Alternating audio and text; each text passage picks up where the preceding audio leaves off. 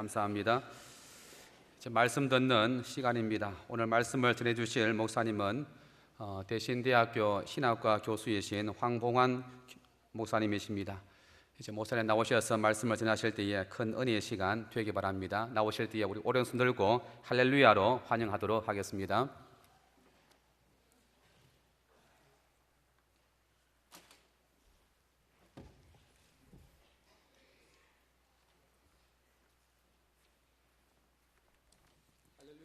할렐루야.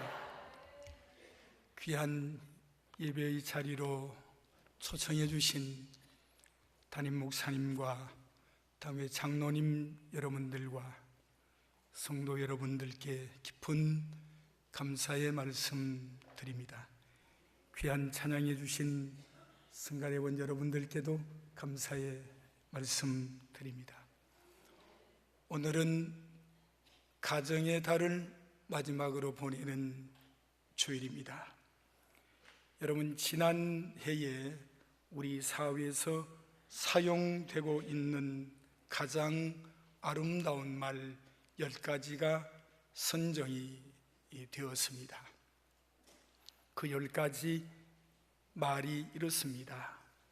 사랑, 어머니, 행복, 감사, 예쁘다, 아름답다, 가족, 미리네, 미리네는 은하수의 고어라고 합니다.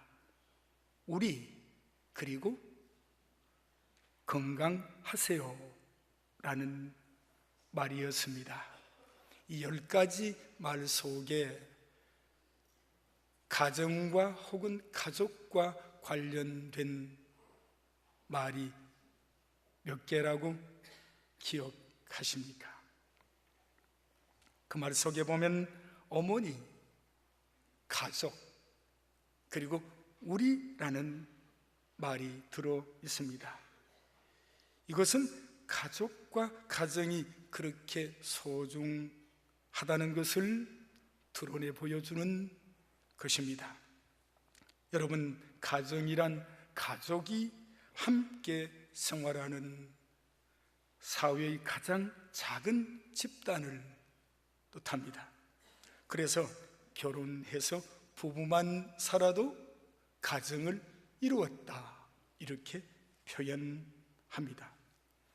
그러나 가족이 구성되려면 가족은 혼인이나 혈연 관계를 통해서 이루어진 부모님과 자식, 그리고 형제 자매 등으로 이루어진 사람들의 집단을 뜻합니다.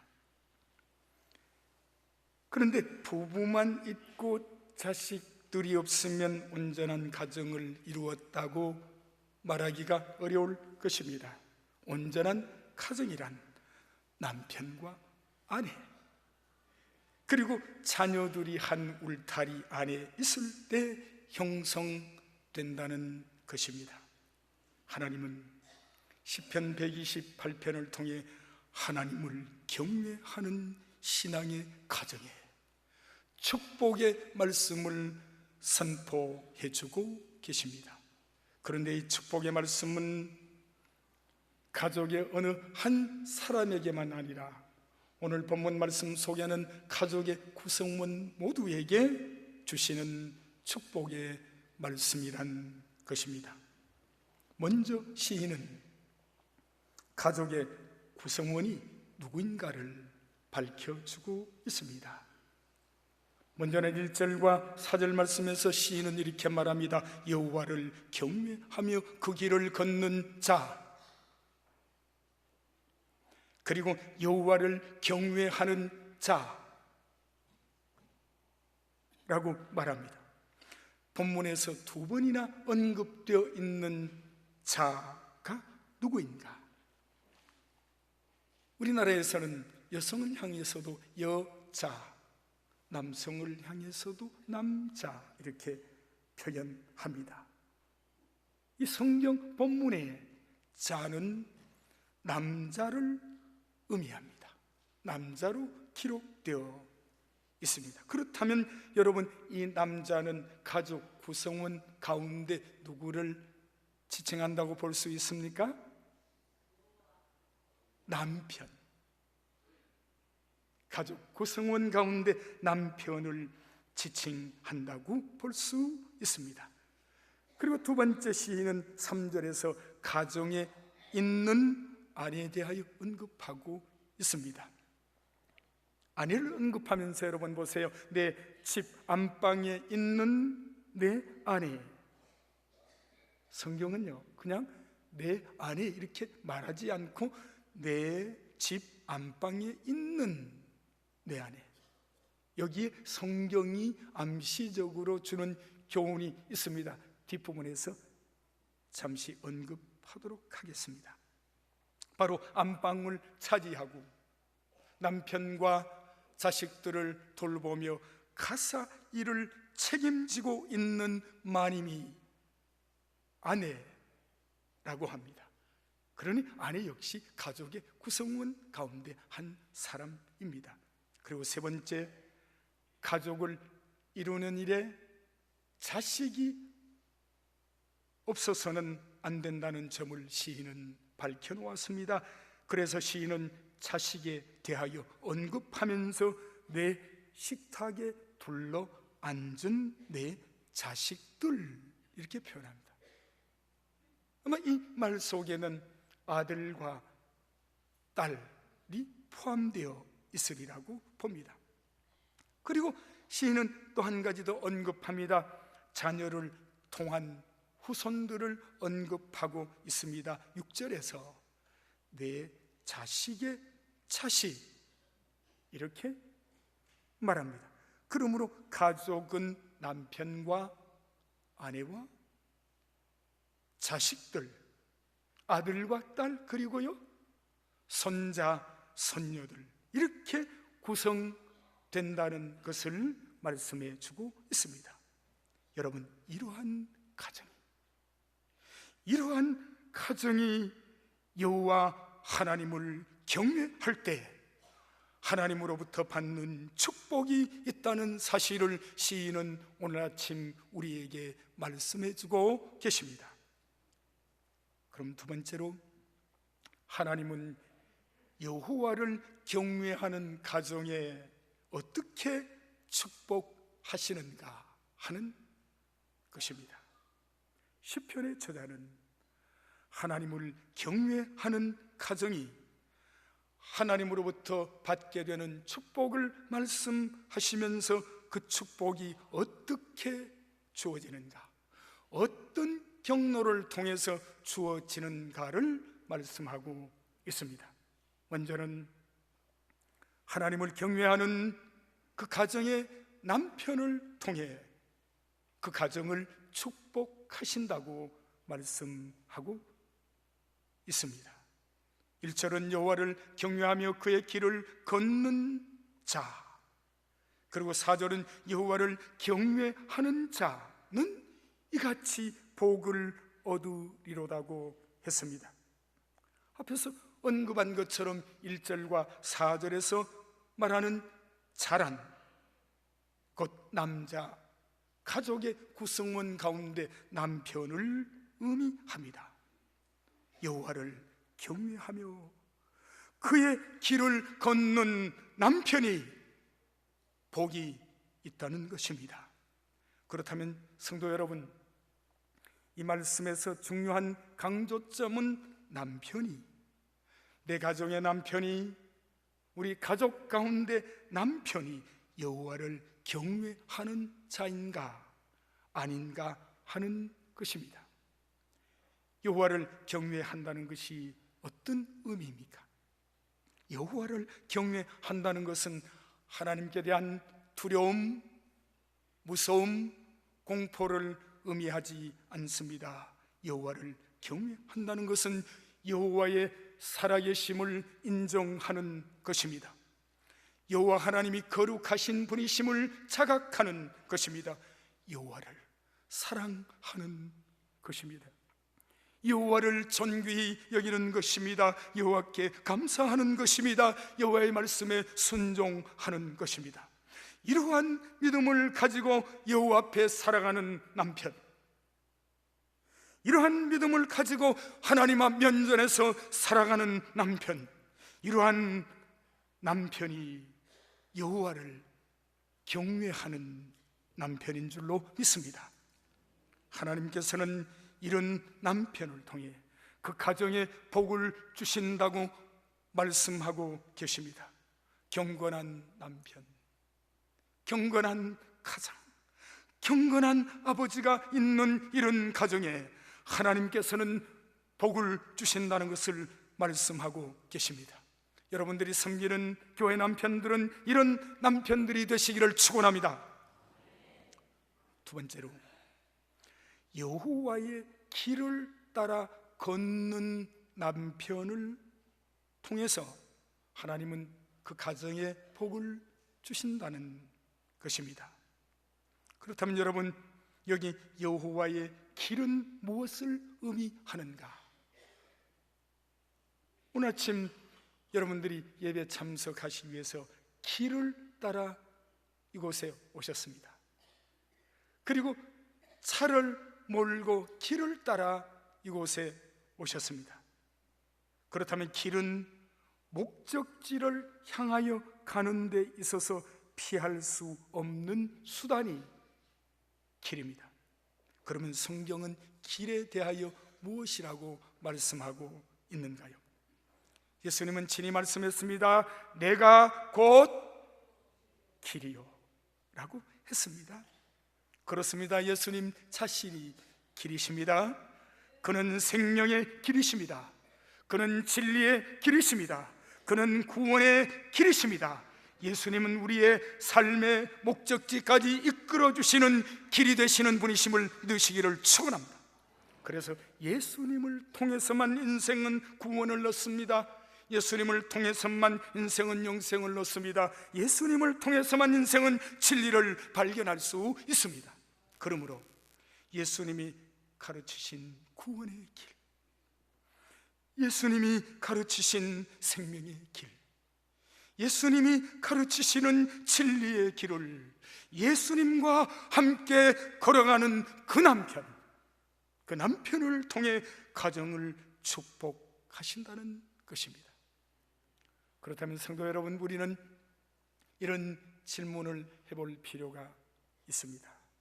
지금 나의 남편은, 지금 우리 가정의 남편은 어떤 신앙의 위치에 서 있는 남편인가? 하나님을 경외하는 남편인가? 정말 경건하게 살아가고 있는 남편인가? 믿음으로 사업하며 믿음으로 가정을 이끌어가고 있는 남편인가? 항상 기도하며 주님께 나아갈 길을 묻고 있는 남편인가? 그리고 가족과 성도들에게 본을 보이는 남편인가? 만약 여러분이 그렇다고 대답할 수 있다면 여러분의 이런 남편을 통하여 여러분의 가정이 하나님이 약속하신 놀라운 축복을 받아 누리게 될 것임을 믿습니다. 그러나 만일 나의 남편이, 우리 가정의 남편이 그렇지 못한 사람이라고 판단된다면 주님이 걸어가신 그 길로 함께 걸어가도록 믿음을 새롭게 정비해야 합니다. 진리의 길에 새롭게 서야 합니다. 생명의 길에 새롭게 서야 합니다. 그래야 그 가정이 하나님을 경외하는 그 남편을 통하여 복을 누리게 될 줄로 믿습니다. 또 한 가지는요, 하나님의 교회를 통해 가정에 복을 주십니다. 5절 말씀에서 시인은 이렇게 말합니다. 여호와께서 시온에서 내게 복을 주실지어다. 너는 평생에 예루살렘의 번영을 보며 라고 했습니다. 시온을 통해서 여호와를 경외하는 가정에 복을 주시고 예루살렘의 번영을 보게 될 것이라고 하십니다. 그러면 여러분, 시온과 예루살렘은 무엇을 상징하고 있는가 하는 것입니다. 시온과 예루살렘은 같은 장소를 표현하는 말입니다. 시온과 예루살렘은 하나님이 임재하시는 장소였습니다. 하나님의 백성들이 하나님을 예배하고 하나님을 찬양하기 위해 모이는 장소였습니다. 그곳에 하나님의 말씀이 선포되고 하나님의 백성들은 축복의 말씀을 받는 장소였습니다. 바로 이 시온과 예루살렘은 오늘의 교회를 상징하고 있습니다. 그렇다면 여러분, 교회는 하나님의 언약의 백성들이 모인 거룩한 공동체입니다. 그리스도가 그 공동체의 머리가 되시고 성도들은 지체를 형성하고 있습니다. 그런데 그 교회는 하나님의 백성들이 모여서 하나님을 예배하는 장소입니다. 예배는 하나님께서 그의 백성들에게 은혜를 주시고 축복하시는 방편인 줄로 믿습니다. 그리고 교회는 하나님을 찬양하는 장소입니다. 하나님은 찬양하는 백성에게 은혜를 주시며 복을 주시는 줄로 믿습니다. 그러므로 찬양 역시 하나님의 축복을 받는 통로임을 믿으시기를 축원합니다. 또한 교회는요, 하나님의 거룩하신 말씀이 선포되는 장소입니다. 하나님은 말씀의 선포를 통해 그의 백성에게 복을 주십니다. 그리고 축복의 길을 안내하십니다. 또한 축복을 받도록 하나님의 말씀에 순종할 것을 선언합니다. 하나님의 축복이 구별된 성도들이 모인 거룩한 교회를 통해서 세상에 흘러 넘치도록 하십니다. 그러므로 교회는 세상에 하나님의 진리와 하나님 주시는 축복을 전하는 축복의 통로가 되어야 합니다. 그리고 성도는 하나님의 은혜와 축복을 이웃과 온 세상에 흘러 넘치게 하는 통로가 되어야 합니다.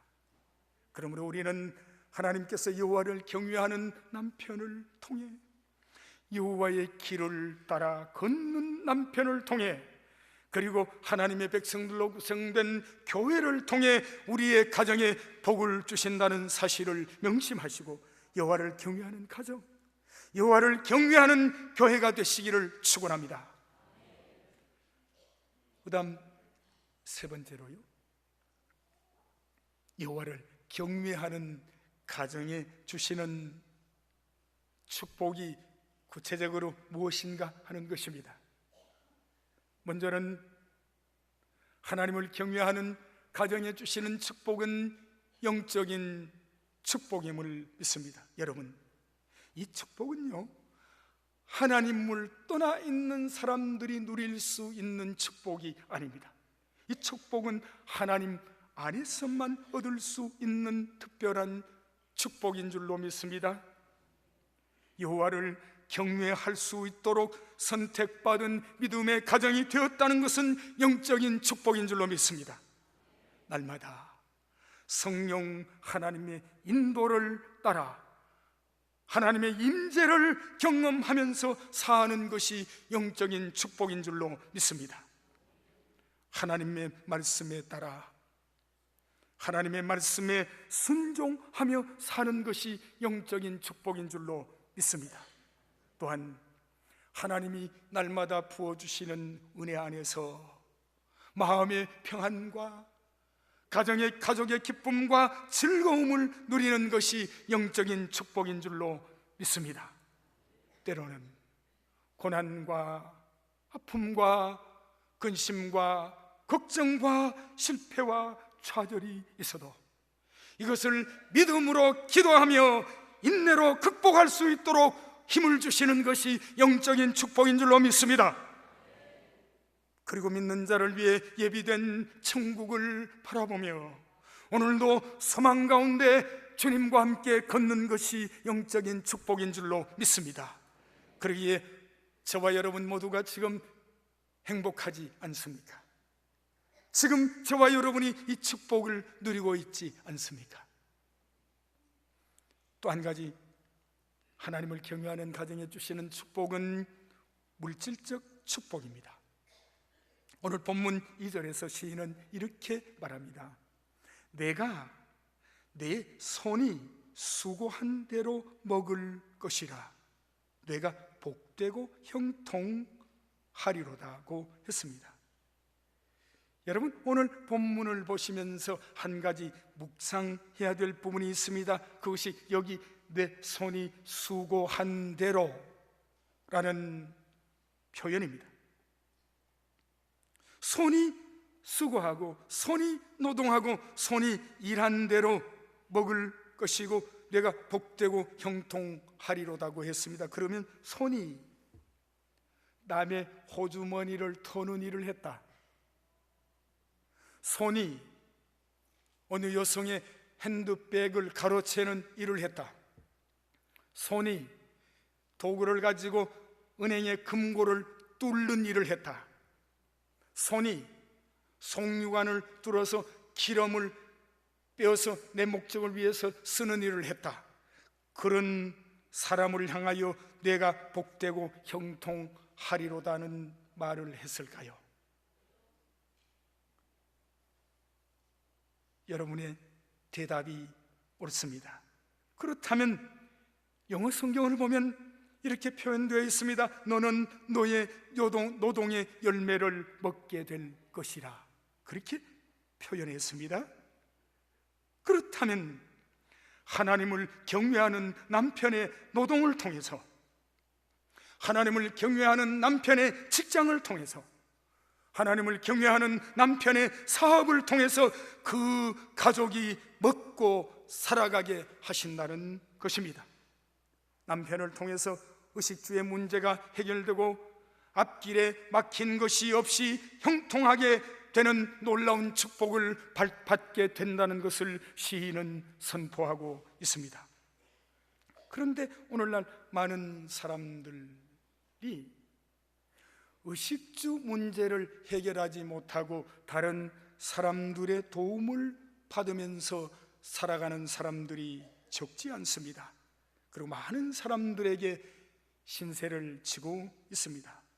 물론 성도 여러분들은 개인이나 교회가 육체적으로, 정신적으로, 경제적으로 소외되고 고통당하고 시리에 빠져있는 이웃들을 돌보아야 합니다. 사랑으로 지원해 주어야 합니다. 이것이 교회가 사회를 향하여 가지고 있는 사회적 책임입니다. 그리고 이웃을 보살펴야 합니다. 사랑을 나누어야 합니다. 그러나 남에게 의존하고 남에게 도움을 받고 남에게 신세를 지고 살아가는 사람들을 축복받은 사람들이라 이렇게 말하기는 어려운 듯 합니다. 오히려 그런 사람에게 나누어 주는 가정, 그런 사람에게 나 베풀어 주는 가정, 그런 자들에게 베풀어 주는 교회가 축복받은 자이고 축복받은 교회일 것입니다. 형통한 삶을 사는 자일 것입니다. 그러기에 여러분 모두는 이웃과 세상에 여러분의 도움의 손길을 필요로 하는 자들에게 베풀고 나누어주고 돌봐주는 축복받은 성도들 되시기를 축원합니다. 그러면서 2절 말씀에서 한 가지 언급해야 될 말씀이 있습니다. 내 손이 수고한 대로란 말입니다. 앞에서 언급했습니다마는 너의 노동의 열매 혹은 너의 노동의 결과에 따라 먹게 된다는 것입니다. 그렇다면 성도 여러분, 사람이 먹게 되는 일은 우리의 노동의 결과에 따라서 달라지게 되는 것입니다. 적게 노동했으면 적게 먹는 것입니다. 부지런하게 일하고 많이 노동했으면 많이 먹게 되는 것입니다. 그러나 사회 속에 문제가 생기는 것은 적게 노동하고 많이 얻으려고 하고 적게 일하고 많이 먹으려고 하는 사람들이 있기 때문에 그렇습니다. 일하지도 아니하고 일확천금을 바라는 자들이 있기 때문에 그렇습니다. 성경은 이러한 자들에게 무엇이라고 가르치고 있습니까? 잠언 10장 4절 말씀은 이렇게 말합니다. 손을 게으르게 놀리는 자는 가난하게 되고 손이 부지런한 자는 부하게 되느니라고 했습니다. 12장 14절에는 그 손이 행한 대로 자기가 받느니라고 했습니다. 잠언 21장 25절은 이렇게 말합니다. 게으른 자의 욕망이 자기 일을 죽이나니 이는 자기의 손으로 일하기를 싫어함이니라고 했습니다. 성도 여러분, 성경 어디를 보아도 일하지 않고 게으른 자가 복을 받는다는 말씀은 없습니다. 그러므로 우리의 일터가, 우리가 일하는 노동의 현장이 축복의 장소임을 믿으시기를 축원합니다. 여러분의 노동이 축복의 장소가 되시기를 축원합니다.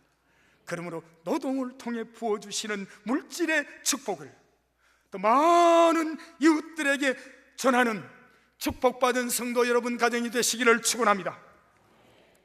그리고 또 한 가지는 가정에 주시는 축복은 영적인 축복, 물질적인 축복뿐만 아니라 가정의 화목을 이루는 축복입니다. 여러분, 잠언 성경을 보면 육식이 가득하고도 서로 다투는 것보다는 생선 한 마리가 있어도 서로 화목하는 가정이 낫다는 표현이 있습니다. 시인은 본문에서 아주 화목한 가정을 소개하고 있지 않습니까? 3절 말씀은 무엇이라고 말씀하고 있나요? 내 집안에, 집 안방에 있는 내 아내는 결실한 포도나무 같으며 내 식탁에 둘러앉은 자식들은 어린 감람나무 같으리로다고 했습니다. 먼저 시인은 한 가정에 여호와를 경외하는 경건한 남편 곁에 결실한 포도나무 같은 아내가 있음을 말씀해 주고 있지 않습니까? 여러분, 결실한 포도나무는 어떤 나무인가요? 결실을 앞두고 있는 포도나무는 싱그러움을 더해줍니다. 그 열매는 아름답습니다. 만지면 터질 것만 같아요. 포도는 포도주와 깊은 관련이 있습니다.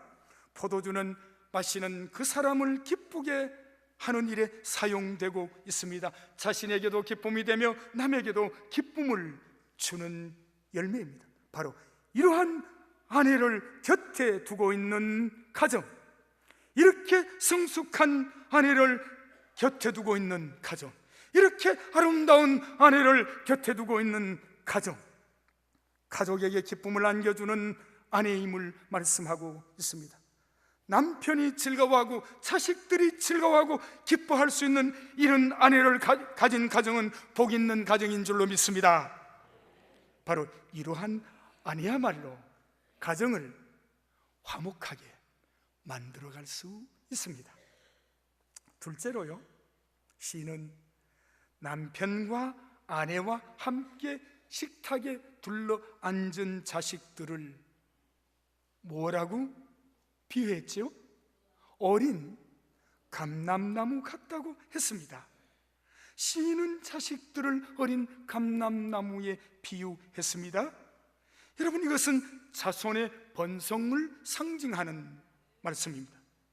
자식들을 통해 가정이 번성해 가야 된다는 것을 말씀해 주는 것입니다. 하나님을 경외하는 가정에서 자란 자녀들이 풍성하게 성장해 갈 것을 말씀해 주는 것입니다. 여러분의 자정한 가지가 되어 담을 넘는 것처럼 번성해 가기를 축원합니다. 여러분, 나무가 풍성하면요,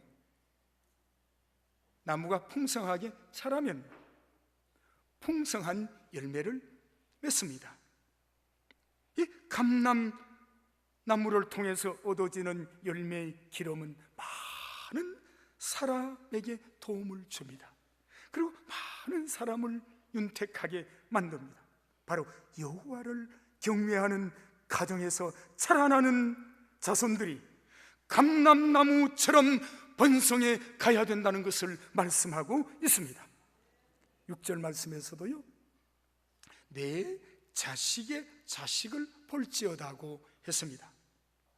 자손들을 통해서 믿음의 대를 이어가는 가정이어야 한다는 것입니다. 시편 127편 3절에서도 시인은 이렇게 말합니다. 보라, 자식들은 여호와의 기업이요 태의 열매는 그의 상급이로다고 했습니다. 자식들이 골칫덩어리고 자식들이 왼수가 아니라 자식들은 여호와의 기업인 줄로 믿습니다. 자식들은 여호와의 믿음의 가정에 주신 축복입니다. 그 자손들을 통해서 믿음의 가정의 축복을 이어가게 하시겠다는 하나님의 말씀입니다. 그렇습니다. 결실한 포도나무 같은 아내를 두고, 그리고 상에 둘러앉아 있는 감람나무 같은 자식들을 두고 있는 가정은 얼마나 행복한 가정일까요? 그런 가정은 얼마나 화목한 가정일까요? 다른 사람들에게 기쁨과 부러움의 대상이 되는 가정이 아니겠습니까? 바로 여러분 모두 이런 믿음의 명문 가정을 자손들을 통하여 이루어 가시기를 축원합니다. 말씀을 맺습니다. 그러면 왜 하나님께서 여호와를 경외하는 남편이 있고 아내가 있고 자손들이 있는 이런 가정에 이러한 축복을 주시는가 하는 것입니다. 먼저는 여호와 하나님이 그 축복을 가정과 교회에 주시는 여호와 하나님이 누구이신가를 온 세상에 알리기 위해서 복을 주십니다. 하나님을 경외하는 가정이든 하나님의 백성들이 모인 교회이든 오늘 저와 여러분이 받은 사명은 하나님을 온 세상에 전하는 것인 줄로 믿습니다. 하나님의 백성들은 하나님의 사랑을 전해야 합니다. 하나님의 구원의 은혜도 전해야 합니다. 하나님께서 여러분에게 주신 축복도 전해야 합니다. 하나님의 진리도 전해야 합니다. 이 모든 축복이 하나님으로부터 왔다는 것을 전해야 될 줄로 믿습니다. 이것이 하나님을 경외하는 가정이 받은 사명인 줄로 믿습니다. 두 번째는 하나님을 경외하는 가정을 세상의 축복의 통로로 사용하시기 위해서 복을 주시는 줄로 믿습니다. 시인은 하나님을 경외하는 가정이 복을 이어가는 수단을 6절에서 밝혀 놓았습니다. 내 자식의 자식을 보며라고 했습니다. 여러분, 만약 우리들의 가정에 자식들이 없다면 여러분이 받은 이 놀라운 하나님의 축복을 어떻게 이어갈 수가 있습니까? 자식의 자식을 본다는 말은 자손 만대로 대를 이어 하나님이 주시는 축복을 이어가게 하시겠다는 말씀입니다. 보십시다. 하나님은 그의 자신들을 통하여 여러분이 섬기는 미래의 교회가 번성해 가기를 원하십니다. 그리고 하나님은 여러분들의 자식들을 통하여 하나님 나라가 확정되어 가기를 원하십니다. 하나님은 여러분의 자녀들을 통하여 하나님의 영광이 드러나기를 원하십니다. 이 일을 위하여 여러분의 가정이 축복의 통로가 되어야 한다는 것입니다. 이러한 축복의 통로로 쓰임받기 위하여 오늘 우리가 어떤 결심을 가져야 할까요? 남편은 여호와를 경외하는 신앙으로, 가족을 위해, 교회를 위해 기도하는 신앙의 남편으로, 어려움이 있을 때마다 하나님께 나아갈 길을 묻고 있는 남편을 통하여, 경건하게 살아가는 남편을 통하여 삶의 본을 보이는 남편이 되도록 끊임없이 노력해 가야 합니다. 아내들은요, 결실을 앞둔 포도처럼 싱그러움이 더하며 만지면 터질 듯하고 많은 사람들에게 기쁨과 즐거움을 주는 아내로 성숙해 가야 합니다. 남에게 기쁨을 줄 수 있는 아내, 항상 보면 미소 짓는 아내, 가정의 화목을 이루는 일에 앞장서는 아내가 되어야 합니다. 여기 내 안방에 있는 내 아내라고 말한 것은, 아내는 우선적으로 가정을 돌보고 가사 일을 하며 가족을 보살피는 일이 우선적이라는 암시적 교훈이 있습니다. 사투리 한번 쓰겠습니다. 아내가 남편의 일과 가족의 일을 다 팽개치고 칠락팔락 다닌다면 이것은 성숙한 아내라고 말할 수 없을지도 모릅니다. 그리고 자녀들은 부모님들의 귀한 신앙의 유산을 이어받아 대를 이어가는 후손들이 되어야 합니다. 하나님의 교회의 번영을 소망하며 오늘을 준비하는 일꾼들이 되어야 합니다. 부모님의 신앙의 가르침을 따라야 합니다. 부모와 어른들을 존경해야 합니다. 인간관계의 질서를 지킬 줄 알아야 합니다. 이 모든 축복이 여러분의 가정에 충만하기를 축원합니다. 하나님, 가정의 달 마지막으로 보내는 주일에 시편의 기자를 통하여 우리의 가정의 남편에게, 우리의 가정의 아내에게, 우리의 가정에 주신 자녀들에게 허락하신 축복의 말씀을 상고했습니다. 여기 있는 모든 성도들의 가정이 하나님의 이 축복의 말씀을 받기에 합당한 가정이 될 줄로 믿습니다. 예수님의 이름으로 축복하며 기도하옵나이다. 아멘.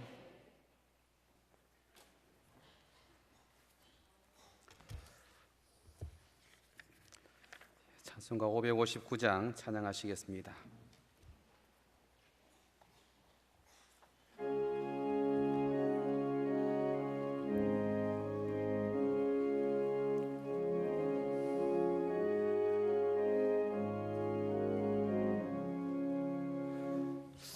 사철의 봄바람 불어있고 하나님 아버지 오셨으니 믿음의 반석도 든든하다.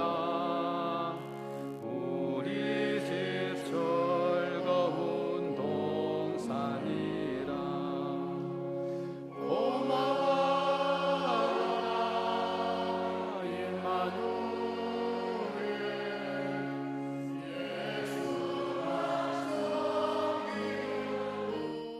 우리 집 고마워라 임마누엘, 복되고 즐거운 하루하루. 어버이 우리를 보이시고 동기들 사랑에 뭉쳐있고 기쁨과 서름도 같이 하니 한간의 초가도 천국이라. 고마워라 임마누엘, 예수만 섬기는 우리 집. 고마워라 임마누엘, 복되 즐거운 하루하루 아침과 저녁에 수고하여 다 같이 일하는 온 식구가 한 상에 둘러서 먹고 마셔